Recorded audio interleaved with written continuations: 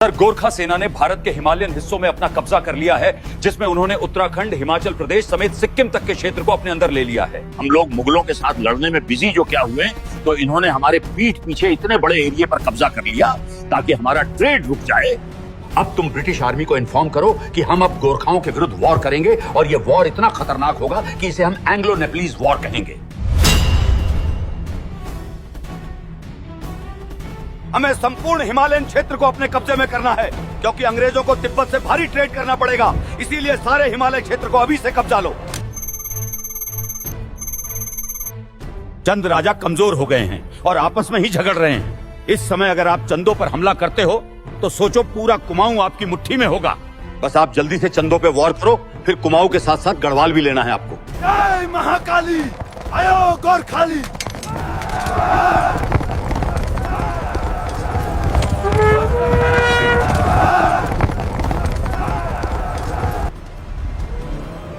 हे भोलेनाथ, ये अचानक से गोरखा लोगों ने हम पर हमला क्यों कर दिया? अब इनसे लड़ना ही पड़ेगा, वरना इतिहास कहेगा कि हम डर गए। चलो आक्रमण! Charge! Do not let them retreat. We have come now.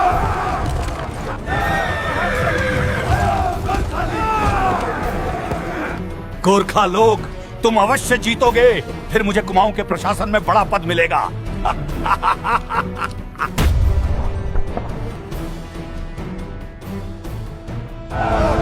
मेरा नाम रण बहादुर शाह है और आज मैंने तुम्हारे चंद राजाओं को हराकर पूरे कुमाऊं को अपने अधीन कर लिया है। सुन लो कुमैयो, हमारा गोरखा शासन लग चुका है, इसीलिए अब तुम्हें हर चीज में गोरखा प्रशासन को कर देना पड़ेगा। सबसे पहले तुम्हें हमको भूमि कर देना पड़ेगा और फिर चुंगी कर, अर्थदंड और आसमानी फरमानी यानी कुर्की लगाने के बाद हम दास दासिया भी बनाएंगे। समझ गए सभी? अब काम में जुट जाओ, जल्दी दो कर। गोरखा शासन में यही नियम है।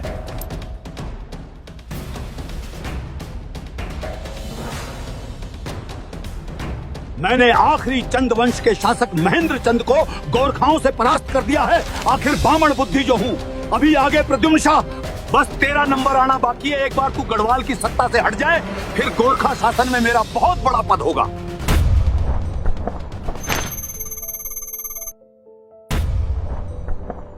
कुमाऊं तो तुमने जीत लिया है, अब गढ़वाल कब जीतोगे सुना है? प्रद्युम्न शाह बेचारा कमजोर हो गया है। ठीक है, हम कल ही आक्रमण करने को तैयार हैं। जय महाकाली, जय गोरखाली। प्रद्युम्न शाह को मारो।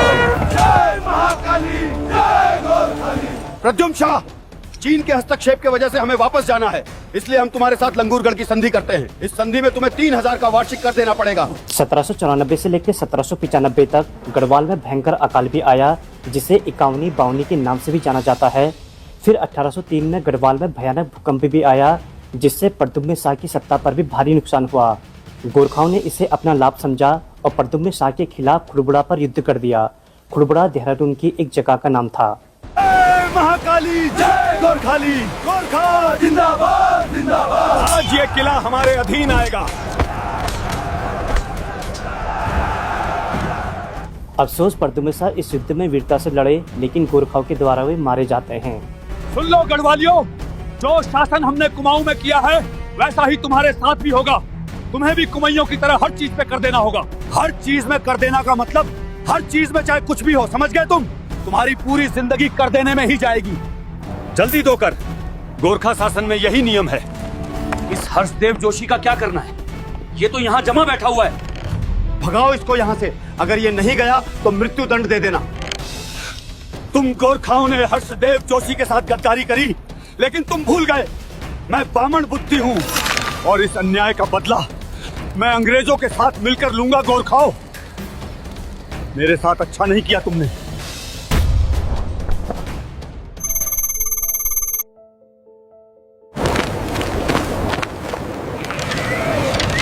ये वो समय था जब अंग्रेज अधिकारी मूरक्राफ्ट और जनरल हेरसे, जो कि साधु का वेश धारण करके उत्तराखंड के साथ साथ तिब्बत में पहली बार कदम रखते हैं।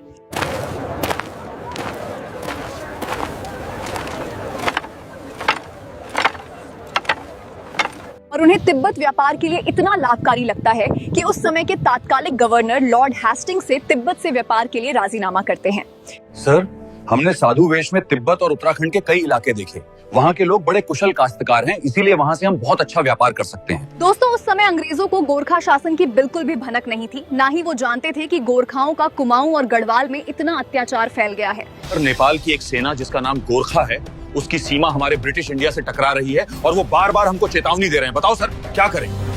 नेपाल के तात्कालिक गोरखा प्रधानमंत्री भीमसेन थपा बार बार अंग्रेजों से टक्कर ले रहे थे और बुटवल के राजा को मारकर इस क्षेत्र पर कब्जा कर लेते हैं। दोस्तों, बुटवल क्षेत्र आज के गोरखपुर वाला एरिया है, जिसका नाम गोरखों ने बुटवल से हटाकर गोरखपुर रखा। और यहाँ पर गोरखाओं की सबसे बड़ी गलती हो जाती है, क्योंकि अपनी सीमा बढ़ाने के लालच से गोरखा लोग बुटवल के राजा को मार देते हैं। आपको बता दूं कि बुटवल का राजा ही अंग्रेजों को वार्षिक धनराशि देता था, जहाँ गोरखा लोग उसी को मार देते हैं। प्रद्युम्न शाह के बेटे सुदर्शन शाह लॉर्ड हेस्टिंग्स को पत्र लिखते हैं, जिसमें वो गोरखाओं के क्रूर शासन को बताते हुए गोरखाओं को समाप्त करने की अर्जी भेजते हैं, क्योंकि गोरखाओं का क्रूर शासन अब हद पार कर चुका था। हर चीज में कर देना का मतलब हर चीज में चाहे कुछ भी हो, समझ गए तुम? तुम्हारी पूरी जिंदगी कर देने में ही जाएगी। जल्दी तो कर, गोरखा शासन में यही नियम है। आज तेरा कर नहीं आया, जल्दी से कर निकाल अपना। साहब, आज काम नहीं मिला, जेब में फूटी कौड़ी भी नहीं है। चल, अब सजा के लिए तैयार हो जा। के हाथ गरम कढ़ाई में डाल दो। अगर इसका हाथ नहीं जला तो ये निर्दोष है, और अगर जल गया तो दोषी है। सबसे पहले अंग्रेज लोग बिना किसी टकराव के गोरखाओं से सहायक संधि की बात करते हैं, जिसमें अंग्रेज सैनिकों को गोरखाओं की सेना में रखने की बात करते हैं। लेकिन गोरखा सेना सीधे मना कर देती है, जहां अंग्रेजों को गोरखाओं का ये इनकार एक चुनौतीपूर्ण लगता है। और अब एंग्लो नेपाली वॉर की शुरुआत हो जाती है, जो कि ब्रिटिश इतिहास में नेपाल और अंग्रेजों की लड़ाई का पहला और आखिरी युद्ध होता है। एंग्लो नेपाली वॉर करने से पहले तुम एक डेटा तैयार करो, जहां ये पता करो कि गोरखा लोग कैसे लड़ाई लड़ते हैं, क्योंकि इस बार हमें पहाड़ों में लड़ना है। ब्रिटिश रिपोर्ट 1814 के अनुसार अंग्रेजों ने एक हफ्ते के अंदर ही गोरखाओं के लड़ने के तरीके, उनके हथियारों और सेनाओं की संख्या का डेटा निकाल लिया था। रिपोर्ट के अनुसार गोरखा सैनिकों की संख्या 10,000 है, जहां ये लोग खुखरी जैसे चाकूनुमा हथियार से लड़ाई करते हैं और ये लोग गोरिल्ला वॉर भी करते हैं। मिस्टर वुड, तुम कुछ सैनिकों के साथ पहाड़ों में जाके हमला करना, और मिस्टर मार्ले, तुम बिहार से होते हुए काठमांडू पहुंचकर हमला करना, और मिस्टर ओस्टरलोनी, तुम हिमाचल प्रदेश के नाहन से करना, और मिस्टर गिलेस्पी, तुम देहरादून की तरफ से आगे बढ़ाना। अब गोरखाओं, तुम्हारी उल्टी गिनती शुरू हो चुकी है।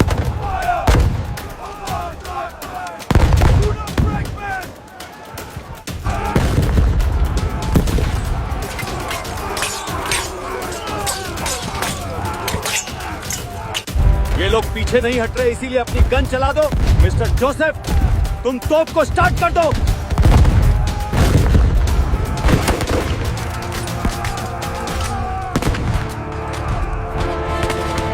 एंग्लो नेपालीज वॉर की एक सच्चाई ये भी है कि जब मेजर जनरल गिलेस्पी का देहरादून में गोरखा शासक बलभद्र कुंवर से वॉर होता है, तो गिलेस्पी इसमें मारे जाते हैं। जनरल गिलेस्पी के मारे जाने के बाद किले के अंदर बलभद्र कुंवर के साथ सिर्फ 70 गोरखा सैनिक ही बचते हैं, जिनमें कुछ महिलाएं और बच्चे भी होते हैं। तब अंग्रेज एक नई चाल चलते हैं। जब तक बलभद्र कुंवर किले से बाहर नहीं आएगा, तब तक हम कुछ नहीं कर सकते। उसका किले से बाहर आना जरूरी है, इसीलिए अब हम दूसरी चाल चलते हैं। तुम किले के बाहर से रोज तोपे चलाते रहो, जिससे किला कमजोर पड़ते रहेगा, और कल इस किले को चारों तरफ से घेरकर किले की तरफ बहने वाले पानी को रोक दो। जब किले में पानी की सप्लाई नहीं होगी तो बेचारे प्यास से तड़पेंगे, भूख से मरेंगे, फिर उसको बाहर आना ही पड़ेगा। जब वो बाहर आएगा, तुम उस पर अटैक कर देना।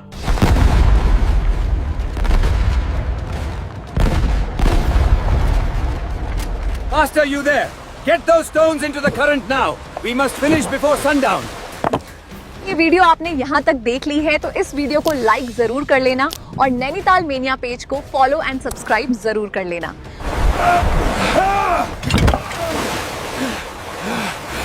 भद्र कुंवर ने अंग्रेजों को 1 महीने से लगातार किले के बाहर ही रोका हुआ था, लेकिन फिर भी वॉर में जुटे थे। बाद में अंग्रेजों ने उनकी इस बहादुरी की प्रशंसा भी करी। बलभद्र कुंवर 4 दिनों की भूख और प्यास के कारण फाइनली किले से बाहर निकलते हैं और 70 गोरखाओं सेनाओं के साथ अंग्रेजों पर टूट पड़ते हैं। इस युद्ध में काफी गोरखा महिलाओं ने भी बलभद्र कुंवर का साथ निभाया था। जय महाकाली, जय गोरखाली। Attack them! गोरखाली। कुछ देर की लड़ाई के बाद बलभद्र कुंवर अपने सेनापतियों और कुछ सैनिकों के साथ पहाड़ियों की तरफ भाग जाते हैं। तुम ये युद्ध कभी नहीं जीत सकते थे, लेकिन अब मैं स्वयं स्वेच्छा से ये किला छोड़ रहा हूँ। किले के अंदर सिर्फ विनाश और दर्द बाकी है। सर, ये गोरखा लोग गोरिल्ला वॉर करने में एक्सपर्ट हैं और कठिन पहाड़ियों में लड़ना थोड़ा हमारे लिए भी मुश्किल है, इसीलिए हमें कुछ पहाड़ियों की मदद लेनी पड़ेगी। दोस्तों, आप लोगों ने गोरिल्ला वार को काफ़ी बार सुना होगा। इसका सीधा सा मतलब होता है कि जब कोई सेना छोटे छोटे टुकड़ों में बंटकर चोरी छुपे वार करती है और अचानक से हमला करके फिर भाग जाती है, तो इसी को गोरिल्ला वार कहते हैं। गोरिल्ला वार करने में गोरखा लोग काफ़ी एक्सपर्ट थे, क्योंकि अक्सर छोटी सेना वाले लोग गोरिल्ला वार को ज़्यादा अपनाते थे। इवन शिवाजी महाराज की सेना और वियतनाम की लड़ाई में भी गोरिल्ला वार टेक्निक अपनाई गई थी। ठीक है, तुम इस वॉर में कुछ पहाड़ियों जैसे कुमाऊनी और गढ़वालियों की मदद ले लो। सर, इसमें एक और व्यक्ति हमारी मदद करना चाहता है। उसको पता है कि गोरखा लोग कहाँ पे कमजोर हैं। गोरखाओं, तुमने हर्षदेव जोशी को महल से भगाया, लेकिन आज बदला लेने का समय आ गया है। मैंने बोला था मैं बामण बुद्धि हूँ, लेकिन अब अंग्रेजों का साथ दूंगा। एंग्लो नेपालीज वॉर 1 साल 4 महीने तक ही चला, जिनमें 3 युद्ध बहुत खास रहे, जिसमें सबसे पहला नाला पानी का वॉर, जिसे आप खलंगा वॉर भी कह सकते हैं। दूसरा युद्ध जैथक का वार चला और तीसरा युद्ध मलाओं का वॉर चला, जिसके बाद अंग्रेजों की जीत हुई और गोरखाओं की हार, जहां उन्होंने आत्मसमर्पण कर दिया था। मंत्री जी, हम ये युद्ध पूर्णतः हार गए हैं और हमारे सिपाहियों ने आत्मसमर्पण कर दिया है। अंग्रेज लोग हमसे कुमाऊं, गढ़वाल और सारे राज्य छोड़ने की बात कर रहे हैं। इसका मतलब अंग्रेजों को अब सुगौली की संधि चाहिए, फिर तो नेपाल के पास कुछ बचेगा ही नहीं।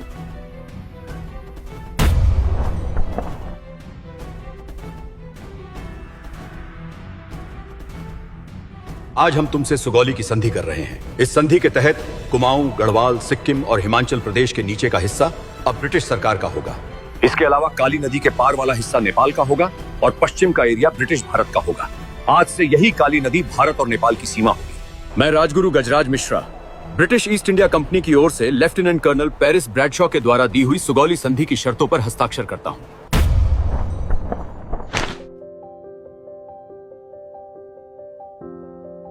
तो दोस्तों, यही कहानी थी कि कैसे गोरखाओं और अंग्रेजों का वॉर हुआ, जहां 1 नवंबर 1814 को ये वॉर शुरू हुआ और 4 मार्च 1816 को सुगौली की संधि के साथ समाप्त हो जाता है। दोस्तों, एंग्लो नेपलीज वॉर 1 साल 4 महीने और 3 दिन तक ही चला।